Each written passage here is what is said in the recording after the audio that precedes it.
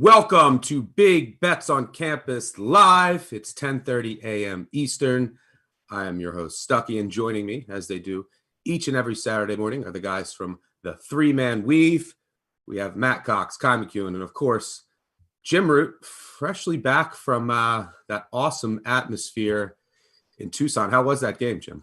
Oh, it's fantastic. It was great to see a hype college home environment. I'm actually going to Grand Canyon tonight, so getting the feel for the Havocs at GCU and hopefully get to see Taron Armstrong since he returned last game. So very excited about that one.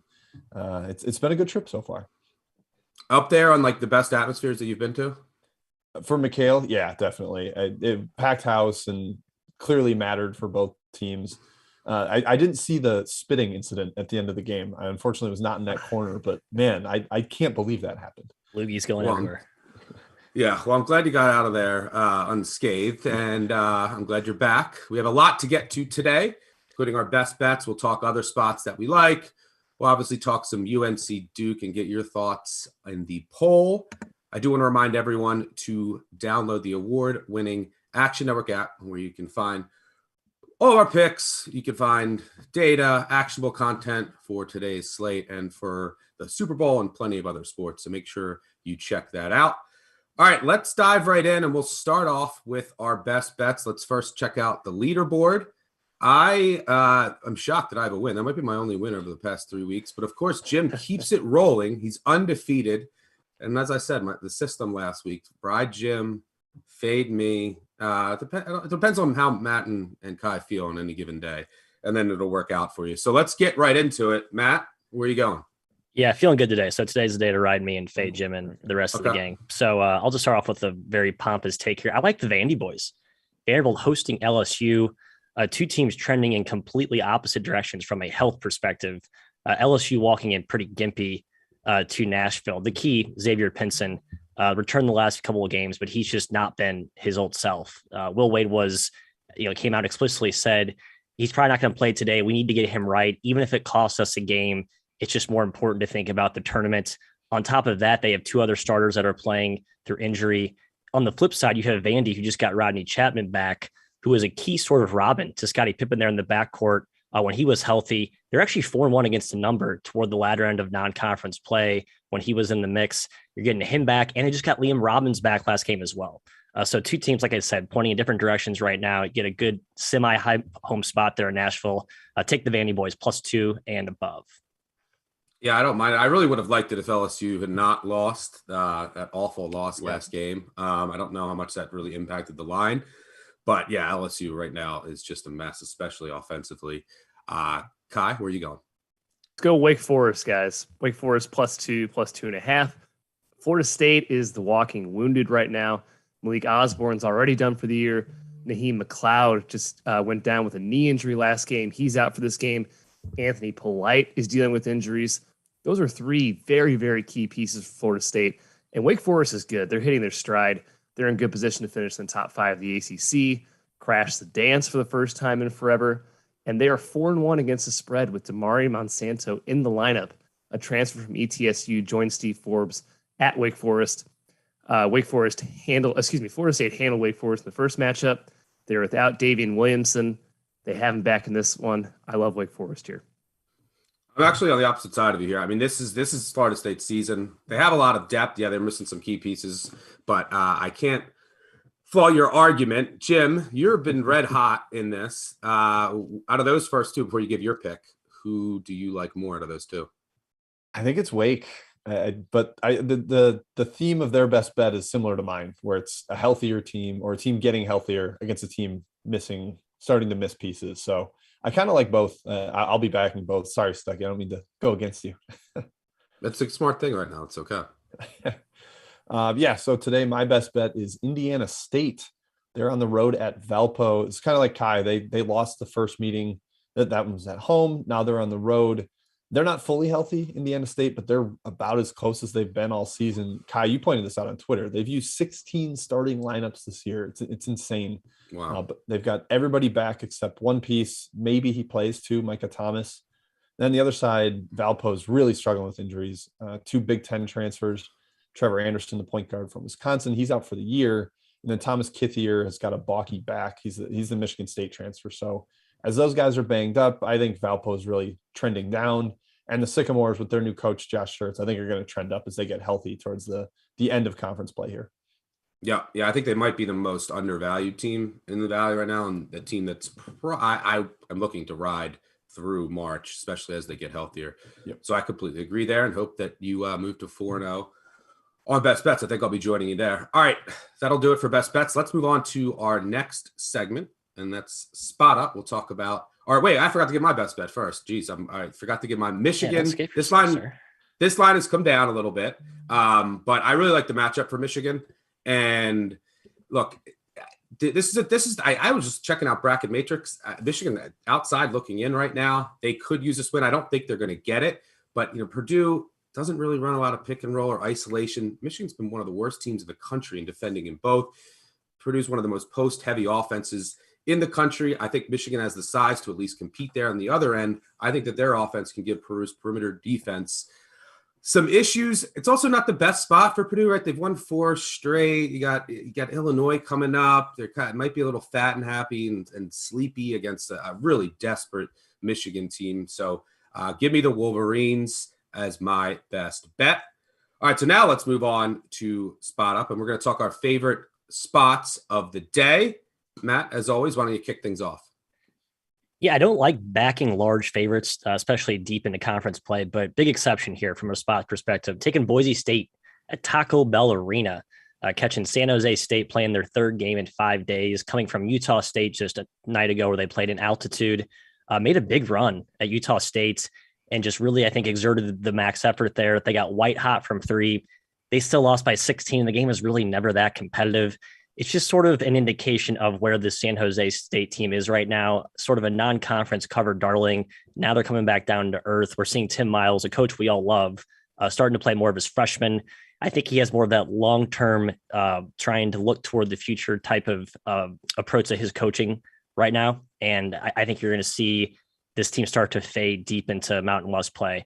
On top of that, Trey Anderson, a key wing for them, to get hurt last game as well. So they are dropping like flies. I think Boise smacks them coming off the loss at Wyoming on Thursday. Yep.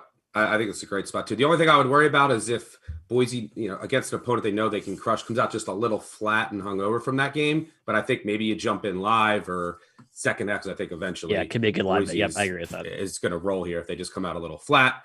Kai, where are you going for your favorite spot of the day? Going Colorado, -9 against Oregon State. This is the second leg of the mountain trip for the Beavers. We know the stats. The second leg is terrible for these teams on the road. And Oregon State's banged up. Worth Alatish, one of their best players, played 5 minutes against Utah.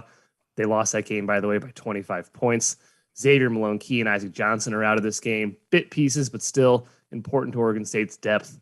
Colorado's off the loss, looking to right the ship. Think it's a perfect spot for them. Love them -9. Jim? I'm going Montana. And as I look closer at this, maybe it's not a dream spot for Montana. There's a little bit of sandwich aspect for them. They just played Weber State, and they've got Southern Utah on Monday. But I think they're going to be angry off the loss. They played really competitively against Weber State. And this is a little more about the bad spot for Idaho State. They're coming off a COVID pause, which is really rare at this point in the season. But this is a terrible team that hasn't been practicing, taking on a team that's 9-4 against the spread as a favorite. That's Montana. I'll take the Grizzlies. I just don't trust Idaho State, especially we're laying 9.5, 10. Just got to win by double digits. I think Montana can do that. They're a tier above Idaho State. Joe, I'll put you on the spot. Who do you think, it's not necessarily who's the best team, but who do you think ultimately comes out of the Big Sky and makes it to the dance? I'm going to go with Weber. They're the most talented team. They play a crazy style that is probably prone to upset in the Big Sky tournament because they're just up and down zippity doodah, but they're very, very talented. And Randy Ray is kind of like the dean of Big Sky coaches. Yeah. So I'll trust the Wildcats. All right. For my favorite spot of the day, I'm going to go Indiana. The Hoosiers at home. They're catching Illinois off a big win against Wisconsin. They have Purdue on deck. And I think Indiana matches up pretty well. And they've just been so good at home this year. They can defend the post well. I think they can get out in transition and have some success against a shaky Illinois transition D, and then that keeps the crowd engaged. So give me Indiana in a really hype home spot today. All right, it's time to spin the wheel. So we're going to have a wheel. a bunch of games on there. Producer will spin it. One of them will randomly come up, and then we'll throw it around to the crew. Matt, you're going to kick things off. Producer, let's get a spin of the wheel. Looks like we're starting off with UCLA against Arizona State. UCLA, 11.5-point favorite here, coming off that loss against Arizona. Arizona State, a really game effort against USC in a game that went down to the wire. What do you got here? Yeah, I think the Sun Devils continue that momentum. The last 3 games, two of which were against USC. That first game, they got bludgeoned in the second half, but they were up 22-8 early first half. Then they play Arizona pretty competitively. I know Arizona missed a lot of shots, but still they were in that game, pretty much wire to wire. And then USC, they had a chance to win. I mean, they probably should have won. Final score of 58-53 is extremely misleading. The key for the Sun Devils in their turnaround is that they're finally healthy, and Bobby Hurley has leaned into this brand new identity of size and physicality. He's basically playing a 3-big lineup now with Kamani Lawrence, Jalen Graham, and Zoe Gaffney up front, a seismic shift from his old guard you mantra that we used to all know and love from the Remy Martin days. But I think that type of identity sets up well here against UCLA with their size up front. I think they can negate that to some degree. And there's definitely a risk of UCLA with a little bit of a hangover residue coming off the emotionally charged effort at Arizona. So I think the Sun Devils here are a live dog, catching 11.5. By the way, if you're a coach and ever playing, I was going to say, how do you not just zone them every single possession? I've never seen a team just pass around the perimeter and shoot it from 30 feet every time. Reckless. All right. Yeah, they looked a lot better. Jalen Graham was awesome. Great. And they're playing with a lot of confidence. The offense can be, they could go through some dry stretches. It might get ugly at times, but defense is playing well, and I don't mind the spot there. All right, Kai, let's get you a spin. Producer, spin the wheel. Looks like we have Florida against Ole Miss. A lot of personnel questions on both sides, and Ole Miss is in a rough shape here. Are you leaning the Gators? Yes, I am. Yeah, Ole Miss is in rough shape. Deshaun Ruffin. I was hoping you'd go there. Yes. Gotcha. Yeah, big trouble without him in the lineup. They're already missing Joyner for the year, Joyner's out 4 to 6 weeks, but Ruffin out as well. They're in trouble handling the ball here. Florida lost this first meeting by 16.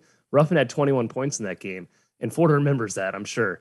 I think they're going to be out for blood in this one. I don't really care that Castleton's still out. They've covered 3 of their last 5 without Castleton in the lineup. Ole Miss can't really exploit them, I think. Love the under as well in this game, but going with Florida here, -8, -8.5. Yeah, I was going to say this one could be ugly. Jim, let's get you a spin, and while it's spinning, producer, spin the wheel. You give your blessing on both of those, or disagree on any? No, I do. There's a chance Jaquez plays limited minutes. He was questionable to play in that Arizona game for UCLA, and he went 35 minutes. So I wouldn't be shocked if he plays limited today. All right, Jim, looks like you came up with Xavier DePaul. We're going to go with a total here. Over-under is at 141. Looks like Freeman Liberty is out again for DePaul, which is just huge. What do you got here? Yep, that's why I love the under. They've been playing a little slower without him. They haven't scored more than 50 points in their last 3 games. It's hard for this to get to 141 unless Xavier goes absolutely nuts. There's a chance DePaul completely quits and doesn't play any transition D and does get blown out, but I still think 80 to 50 is a possibility, and that's still an easy under win. 4 straight games for DePaul have gone under. I think we see a 5th straight one here today. All right, spin the wheel one last time for myself, producer. And I have Alabama, Kentucky. Was hoping I didn't get this one because I actually bet Alabama. Now the line is flipped, so I don't like it as much. I'm hoping that none of my friends in Lexington are watching. I actually bet Alabama here it's some intuition, just a home hype spot for Alabama. Their highs are so high and their lows are so low. I mean, who else has losses against Missouri and Georgia and wins over Baylor, Gonzaga, and Houston? The threes are going to start falling for them, I would imagine. They're not getting as high quality of shots as last year, but they're hitting 27, 28% in conference play. Their transition D inside gives me a little pause, but I think Alabama, just at a max effort in front of a hype crowd, gets it done at home tonight in primetime. Speaking of marquee matchups tonight in primetime, I think it's the game of the day, the most historic rivalry in all of college basketball. We have UNC Duke. Duke is, I think, out to 3.5 point favorite the last I checked before we came on the show. We asked you on Twitter what you liked, and the final results, Duke minus 2.5. This one, the line was 2.5. I was like, 67% of you are backing the young Blue Devils on the road, who got swept by UNC last year. Matt, I'll start with you. You agreeing with everyone on Duke? Yeah, I think Duke's the right side here. The price feels pretty sharp. I'm not in any hurry to go lay 3. But this Duke team, I think the perception is that, they're young, they're prone to these road letdowns. And we've seen episodes of that. The Ohio State game comes to mind in the ACC Big Ten Challenge. But the reality is they've covered 3 of their last 4 road conference games and done it largely with defense, especially Notre Dame. The game sticks out. I think they're starting to buy in on that side of the ball. And with just their sheer litany of speed and size and all that stuff, I just don't think UNC scores with any ease here. I think Duke gets them. Kai? Matt, you're forgetting about Caleb Love, man. 21.5 points per game last year. The Duke killer. In 2 games against Duke. He was terrible all last season, except against Duke. Big game Love here. Yeah, I'm kind of leaning towards UNC. Why not? Hype home crowd, obviously, here. It's the last chance they get to see Coach K at the Dean Dome. They did sweep him last year. That worries me. Also worries me, I think Williams and John can combat Baycott. And if you combat Baycott, you get him in foul trouble, UNC's in trouble. But I will lean towards the Tar Heels at +3. Yeah, I would agree, especially at +3.5. I think UNC can do some things on the offensive glass where Duke surprisingly hasn't been great. I do worry a little bit about who covers Banchero. Is it Manic? I mean, so I don't know. That could get ugly because then you got to worry about Williams shoot. So, but very interesting game in that. I'm glad you mentioned that. Coach K's final game here for UNC Duke and Hubert's first in this rivalry. Jim, how were your thoughts on this game? UNC needs to clone Leaky Black. He's got to guard like 4 different guys in this game. That'd be nice. I'm kind of leaning towards Duke with Matt. We've talked a little bit internally about how Duke is better in these big hype spots. And when you filter Bart Torvik for games against top 50 opponents, Duke's number 1. Like they're excellent against the elite competition. And these young kids get up for those games. So leaning towards Duke, but it's not strong. And I'm not betting this one. Do you think there's anything to UNC? I mean, if you filter also UNC home versus road, I mean, and then you look at their defense specifically, do you think there's anything to that, or is it a lot of noise? I buy it a little bit. I actually backed the under against NC State because of that angle, and that game had like 190 points. So it blew up in my face there, but I kind of respect the angle, and I could see the pieces maybe blending together more at home, and they're just able to rotate better and communicate better defensively. But we'll see. We'll see if it plays out against Duke. Are we putting any stock in Paulo Banchero calling UNC's players soft as shit? Apparently, is there any? Is that worth a point for UNC motivational factor? I haven't quite quantified that yet in my number, but something to keep an eye on. I will tell you that you mentioned the NC State game. If UNC shoots like 20 of 22 from 3 to start the game, they will win. I will add a point of value to UNC if the ACC sends the same officials from the Louisville game to ensure that UNC is getting in. We might have to bump UNC by 3 points with those officials at home in Chapel Hill. All right, so that'll do it for our Twitter poll. Let's get a recap of the bets today. Matt, you went with Vandy, Boise, Arizona State. Not too many falling knives. Kai, Wake, Colorado, Florida. Jim, went Indiana State, Montana, and the Xavier under, and I went Michigan, Indiana, and Alabama. Before we get out of here, we have to get one last bet out there. It's at the horn. Just give your bet and 1 sentence why. Matt, we'll start with you. Yeah, I'm actually trying to dump falling knives on Duquesne with my last at the horn pick here. Going VCU. I think that backcourt pressure against a young perimeter twofer that the Dukes have, I think that's a recipe for disaster. I think VCU blows them out today. Minus 11.5. Kai, one last bet. Southern Illinois, the Salukis. Pick +1 wherever you can find it. Illinois State with outside Chapman. I don't buy them. SIU's better. I'm still mad at Illinois State for that Loyola backdoor. Jim?